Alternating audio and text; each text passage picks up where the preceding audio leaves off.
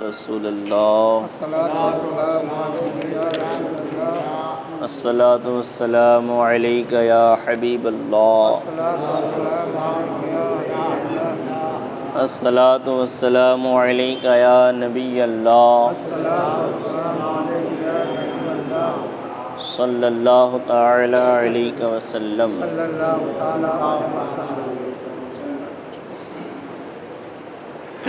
جانوروں سے شکار کرنے کا بیان چل رہا ہے، جس میں 15 مسائل بیان ہو چکے ہیں۔ کل آخر میں یہ سماعت کیا تھا کہ کتے کو جب شکار پر چھوڑا جائے تو وہ سکھایا ہوا کتا جو ہے فوراً دوڑ پڑے، شکار کرنے کے لیے فوراً دوڑ پڑے۔ اگر طویل وقفہ ہونے کے بعد جائے گا تو پھر اس کتے سے کیا ہوا شکار حلال نہیں ہوگا۔ طویل وقفہ کا مطلب یہ کہ کتے کو شکار پر چھوڑا اور پھر وہ کچھ کھانے میں مشغول ہو گیا یا پیشاب کرنے میں مشغول ہو گیا تو یہ کہتے ہیں دیر ہوئی، یہ مالک کی بات اس نے مکمل طور پر مانی نہیں۔ اگر مالک کی بات مانتا تو جیسے ہی اس نے کہا جا تو وہ فوراً چلا جاتا، تو اگر فوراً چلا جاتا اور تب شکار کرتا تو شکار وہ حلال ہوتا۔ لیکن اب چونکہ کتا جو ہے بیچ میں رک گیا، طویل وقفہ ہو گیا، کچھ کھانے لگ گیا، پیشاب وغیرہ کرنے لگ گیا، تو یہ جو ہوئی دیر ہوئی، اس دیر کی وجہ سے اگر دیر میں کتا گیا اور پھر شکار کر کے لایا تو وہ شکار حلال نہیں ہوتا۔ تو یہ بھی شرط ہے کہ کتا ہو یا شکرا ہو یا باز ہو یا چیتا ہو، جو بھی مطلب جانور سکھائے ہوئے ہوں جس سے شکار کرنا جائز ہے، اس کو فوراً جانا ہوگا، کیونکہ اگر فوراً نہیں جا گیا تو سمجھ میں یہ آئے گا کہ وہ ابھی مالک کے قبضے میں آیا نہیں ہے۔ مسئلہ نمبر 16، چھوڑنے کے بعد کتا شکار پر دوڑا مگر بعد میں شکار سے دائیں یا بائیں کو مڑ گیا یا شکار کی طلب کے سوا کسی دوسرے کام میں لگ گیا یا سست پڑ گیا، پھر کچھ وقفہ کے بعد شکار کا پیچھا کیا اور جانور کو مارا تو اس کا کھانا حلال نہیں ہے۔ ہاں، ان صورتوں میں اگر کتے کو پھر سے چھوڑا جاتا تو جانور حلال ہوتا، یا مالک کے للکارنے سے شکار پر جھپٹتا اور مارتا تو کھایا جاتا۔ اس میں بڑے غور سے سن کر کے سمجھنے کی بات ہے، کیونکہ بالکل ملتے جلتے مسائل ہیں۔ کتے کو شکار پر چھوڑا گیا، شکار پہ چھوڑا، لیکن کتا دائیں کو مڑ گیا یا بائیں کو مڑ گیا، سیدھا شکار پر گیا نہیں، دائیں بائیں مڑ گیا، یا شکار کی طلب کے سوا شکار پہ چھوڑا تھا کتے کو۔ اس بات کو یاد رکھیں کہ یہ کتا جو ہے یہ شکاری کتا ہے، سکھایا ہوا کتا ہے، اسی سے شکار ہو سکتا، دوسرے کتوں سے شکار ہو سکتا نہیں۔ تو شکار پر کتے کو چھوڑا گیا، لیکن کتا جو ہے دائیں بائیں مڑ گیا یا دوسرے کام میں مشغول ہو گیا کتا، یا سست پڑ گیا، ڈھیلا پڑ گیا، اور پھر آرام کرنے کے بعد پھر وہ شکار کے اوپر دوڑا اور اس کے بعد اس کا پیچھا کر کے اس شکار کو مار لایا، تو اب یہ مارا ہوا جانور حلال نہیں ہے، حرام ہوگا، کیونکہ کتے نے مکمل طور پر اپنے آقا کی فرما برداری نہیں کی، اس لیے۔ ہاں، ان صورتوں میں جب کتا سست پڑ گیا تھا یا دائیں بائیں چلا گیا تھا تو اب اگر مالک نے پھر سے شکار کے اوپر چھوڑ دیا تو پھر وہ شکار حلال ہو جائے گا، کیونکہ اب پھر سے چھوڑا اور کتا جو ہے سیدھا شکار کے اوپر گیا تو یہ شکار حلال ہو گیا، یہ شکار کھایا جا سکتا ہے۔ مسئلہ نمبر 17، اگر کتے کا رک جانا یا چھپ جانا آرام طلبی کے لیے نہ ہو بلکہ شکار کرنے کا ہیلا داؤ ہو، جس طرح چیتا شکار کو گھات سے پکڑتا ہے، اس میں حرج نہیں۔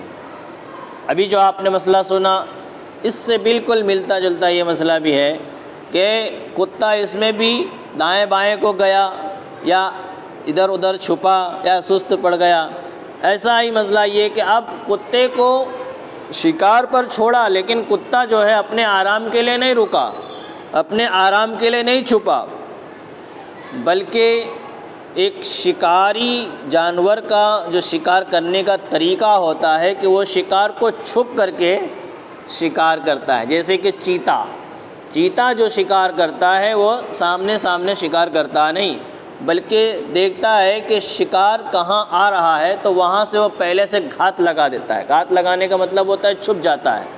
تو اسی طرح اگر کتے نے بھی کیا کہ شکار جس طرف دوڑ رہا تھا اس کے دوسرے راستے سے جا کر کے اس نے گھات لگا دی، چھپ گیا کتا اور اس کے بعد شکار کیا، تو اب یہ کتے کا چھپ جانا یہ آرام طلب کے لیے نہیں ہے۔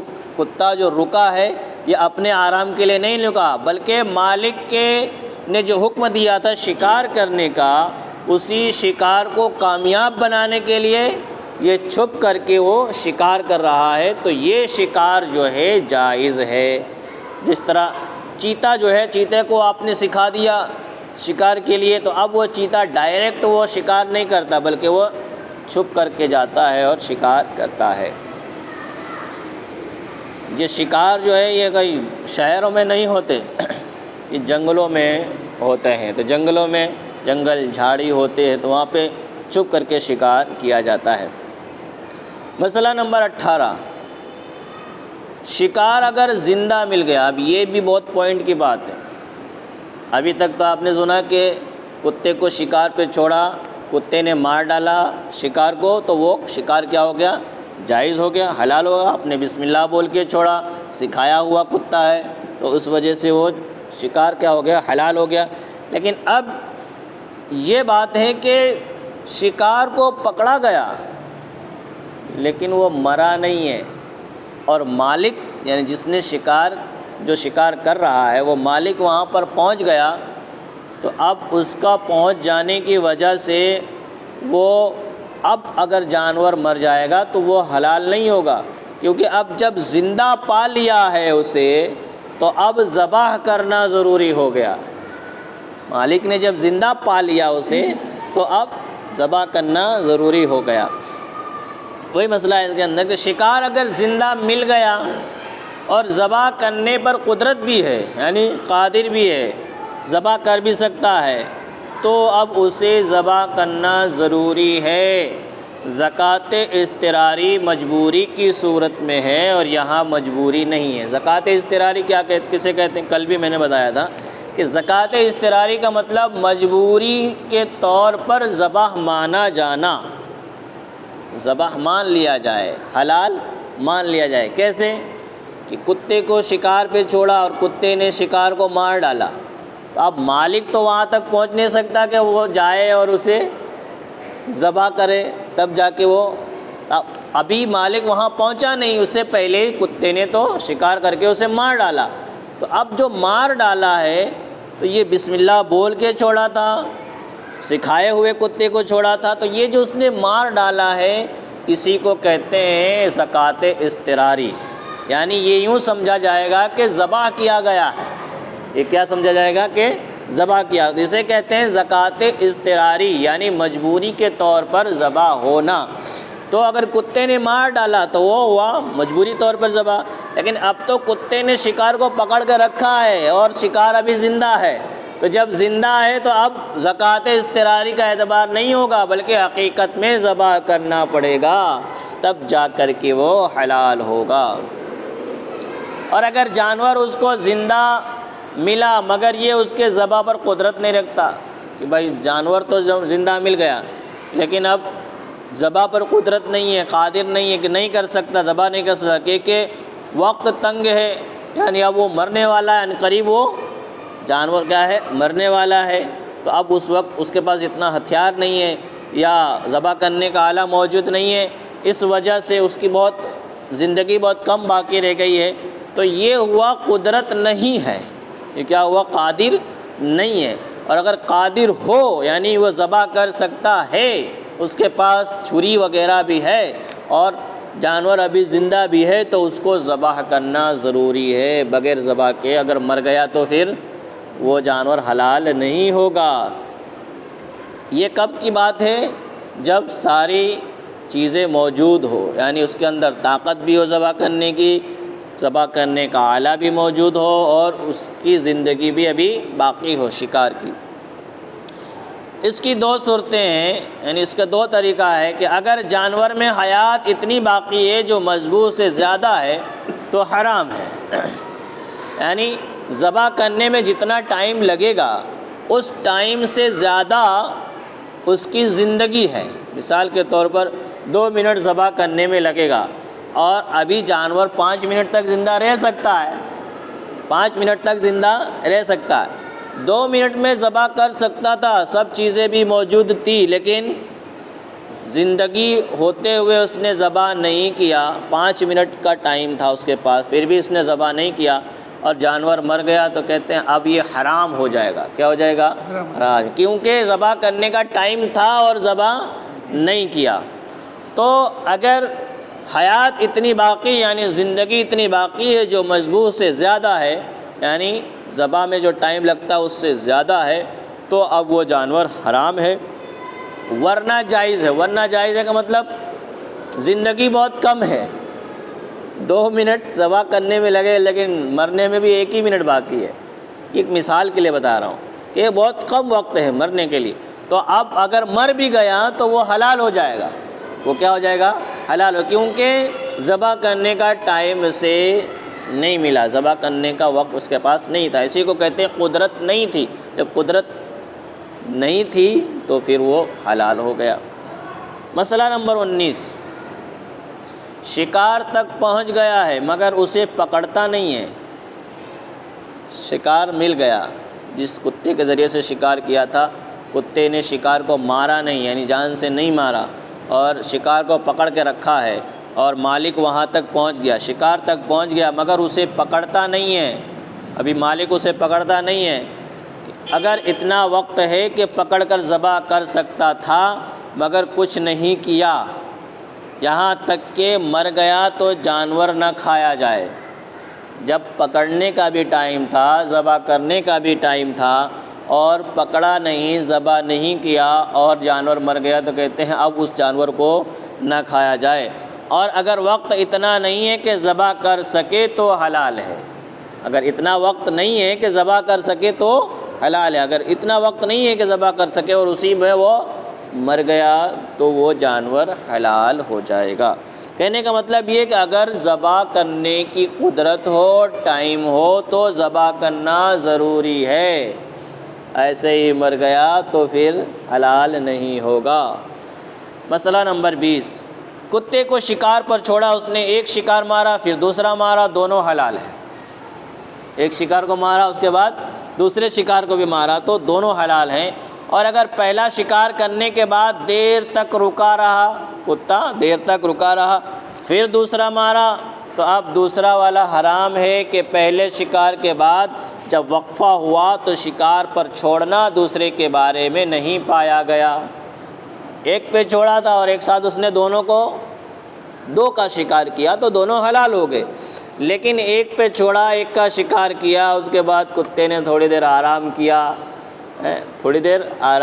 بیٹھا رہا، اس کے بعد دوسرے شکار پہ چلا گیا، تو اب جو دوسرا شکار کیا دوسرا والا حلال نہیں ہے، کیونکہ مالک نے چھوڑا ہی نہیں دوسرے پہ چھوڑا نہیں، اور بیچ میں وقفہ ہو گیا ہے۔ اگر وقفے کے بغیر کرتا، دیری کے بغیر دوسرا شکار کرتا تو وہ جائز ہو جاتا، لیکن دیر ہو گئی اور مالک نے دوبارہ اگر مالک چھوڑے گا دوبارہ بھی جائز ہو جائے گا، لیکن مالک نے چھوڑا نہیں، کتا اپنے آپ شکار پہ چلا گیا، لیکن 2 کے بیچ میں فاصلہ ہو گیا تو دوسرا والا ناجائز اور پہلے والا جائز، دوسرے والا حرام اور پہلے والا حلال ہو جائے گا۔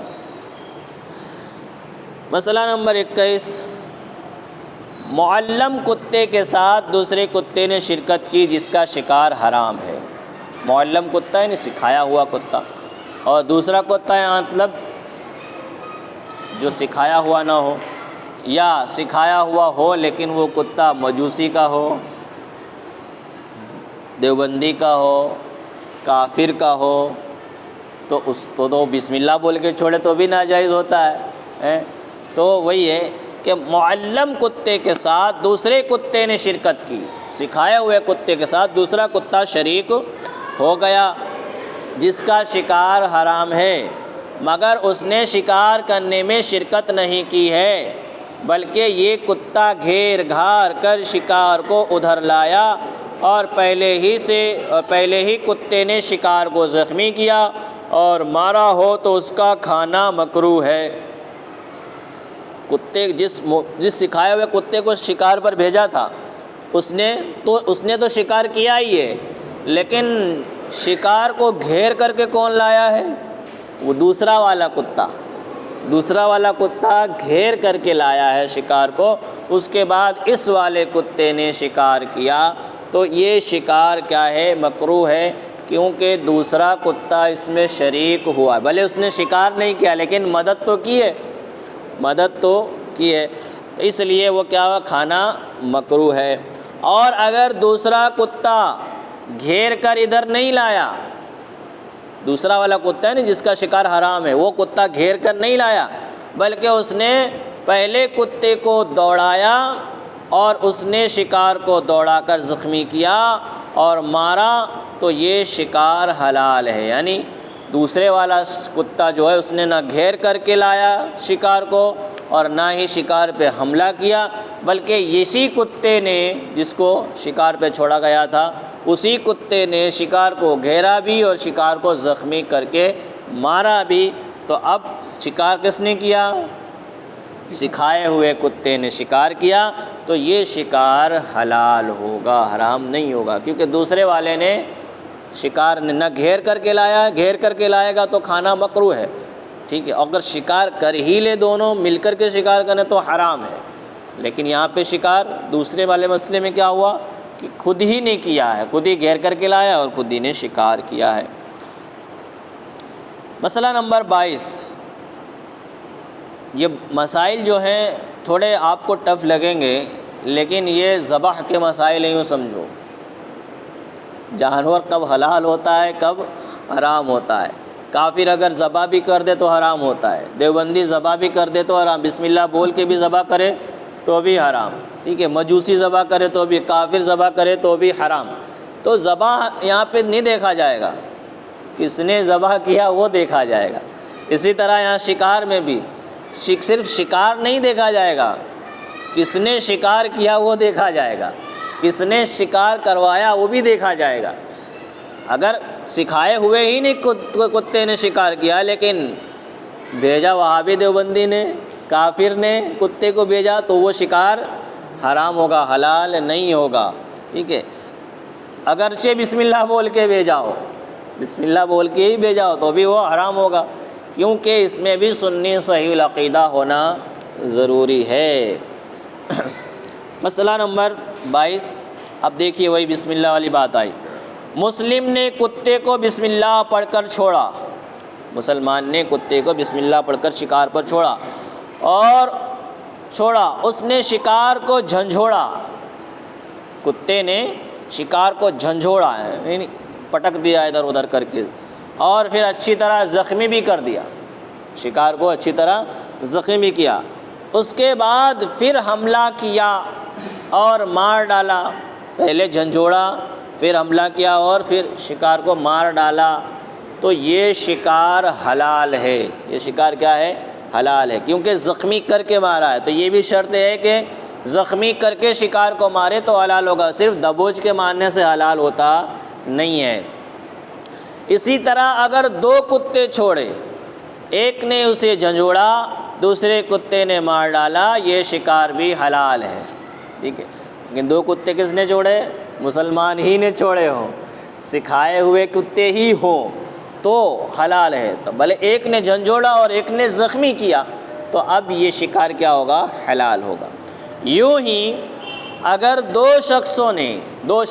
مسلمان شخصوں نے بسم اللہ کہہ کر 2 کتے چھوڑے، ایک نے کتا چھوڑا بسم اللہ کہہ کر، دوسرے نے بھی بسم اللہ کہہ کر کتے چھوڑے، 2 کتے چھوڑے، ایک کے کتے نے جھنجھوڑ ڈالا، دوسرے کے کتے نے مار ڈالا، تو یہ جانور حلال ہے، کھایا جائے گا، مگر ملک پہلے شخص کی ہے۔ اب اس میں مالک کون ہے وہ دیکھا جائے گا، مالک اس میں کون ہوگا۔ ایک نے بھی بسم اللہ بول کے چھوڑا، دوسرے نے بھی بسم اللہ بول کے، دونوں مسلمان ہیں اور دونوں بھیجے ہوئے کتے کیا ہیں؟ سکھائے ہوئے کتے ہیں، دونوں نے بسم اللہ بول کر کے چھوڑا ہے۔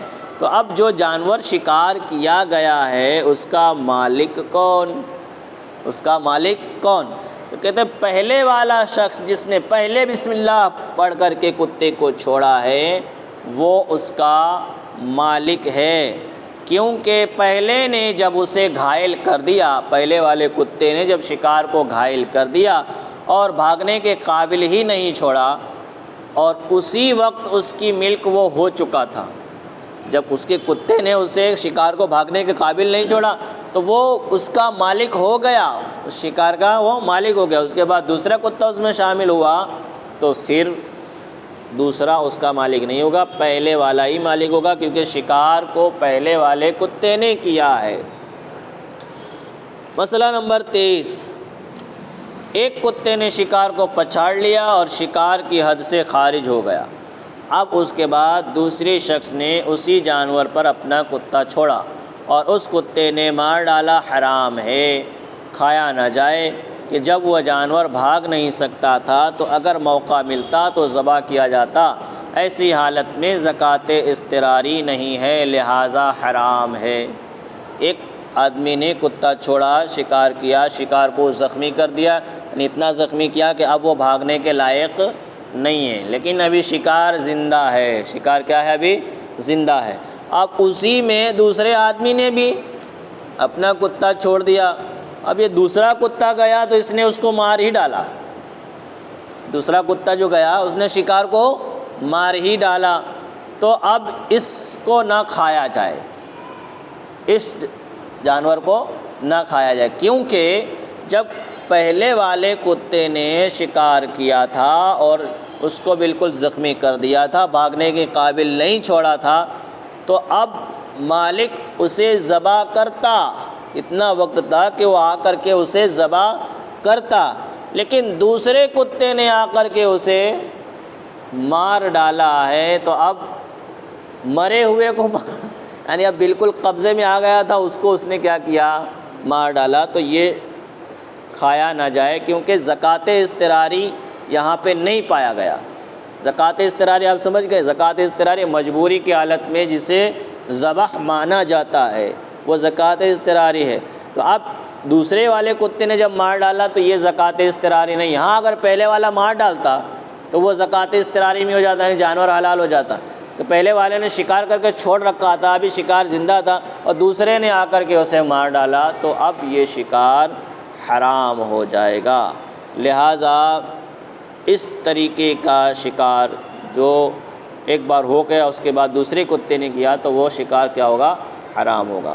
بس آپ اتنا سنیے، یاد رکھیے کہ کتا سکھایا ہوا ہونا چاہیے، بھیجنے والا بسم اللہ بول کر کے بھیجے، اور جس کا شکار کیا جاتا ہے اس کو زخمی کر کے مارا جائے، اور جس جانور کا شکار ہوتا ہے وہ وحشی جانور ہو، وحشی جانور مطلب جنگلی جانور ہو، ایسا جانور ہو جو انسان کو دیکھ کر کے بھاگتا ہو اور آسانی کے ساتھ قبضے میں نہیں آتا۔ یہ یہاں تک جو مسئلہ نمبر 23 تک گفتگو ہوئی ہے، یہ کتے اور چیتے وغیرہ سے شکار کرنے کا بیان ہوا ہے۔ اب دوسری قسم جو ہے پرندوں کے ذریعے سے شکار کرنے کی آئے گی۔ مسئلہ نمبر 24 سے پرندے کے ذریعے سے شکار کرنا، باز ہے، شکرا ہے، ان سارے کے ذریعے سے شکار کرنا، اور شکار کب حلال ہوگا کب حرام ہوگا اس کے اوپر انشاءاللہ گفتگو ہوگی۔ اللہ تبارک و تعالیٰ کی بارگاہ میں دعا ہے کہ مولا جو کچھ بھی بیان ہوا اسے ہمیں سمجھنے کی، عمل کرنے کی، ذہنوں میں محفوظ رکھنے کی توفیق عطا فرما، علم کی لازوال دولت سے بالا مال فرما، ایمان کے ساتھ رکھ، ایمان پر خاتمہ عطا فرما۔ اللہم ربنا تقبل منا انک انت السمیع العلیم وتب علینا انک انت التواب الرحیم برحمتک یا ارحم الراحمین۔